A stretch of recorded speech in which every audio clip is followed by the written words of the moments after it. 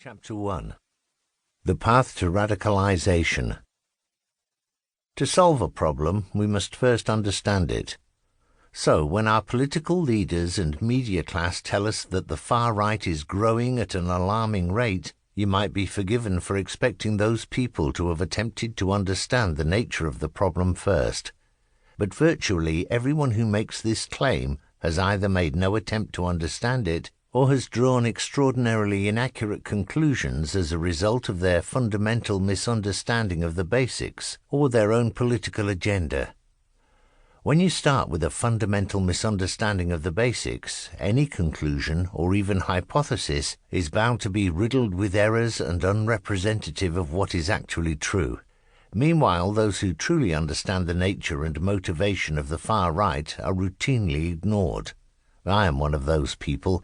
For years I sat by and watched in horror as radical progressives and extremists assumed control over the political extremism narrative, labeling the wrong people far right and advocating policies that would only further radicalize young, white, working-class men toward the extreme fringe of right-wing politics.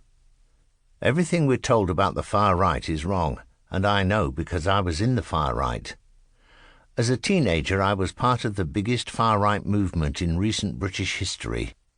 I was a member of a nationalist political party with neo-Nazi roots that attracted the votes of 1 million desperate working-class British people who had no other option.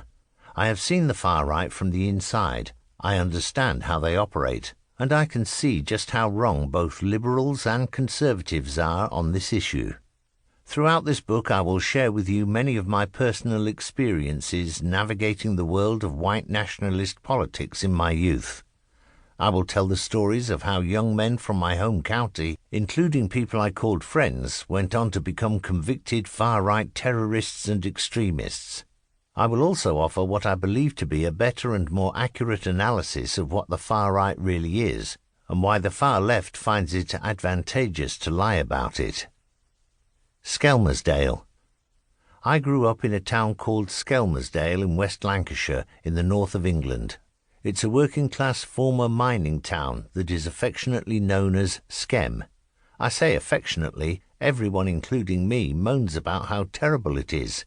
It's the kind of thing you don't mind saying yourself, but I get fiercely defensive if anyone else tells me the place is crap. I had a wonderful childhood. The town was pretty safe and there were lots of trees and fields. I had a great time, but as with so many working-class towns of the north of England, it has fallen into disrepair. Every time I go back to Skem, I see it getting just a little bit worse. The town seems to have resisted the kind of damage done to many parts of East Lancashire, a result of Tony Blair's open-door immigration policy. The only immigration we really saw was a lot of Polish workers who came for the jobs in the factories and warehouses. We grew up making jokes about how Poland must be empty because everyone was living in Skem. There was generally no hatred felt for the Poles.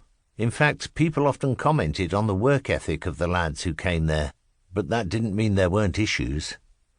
I remember a protest when I was a child, around 2002.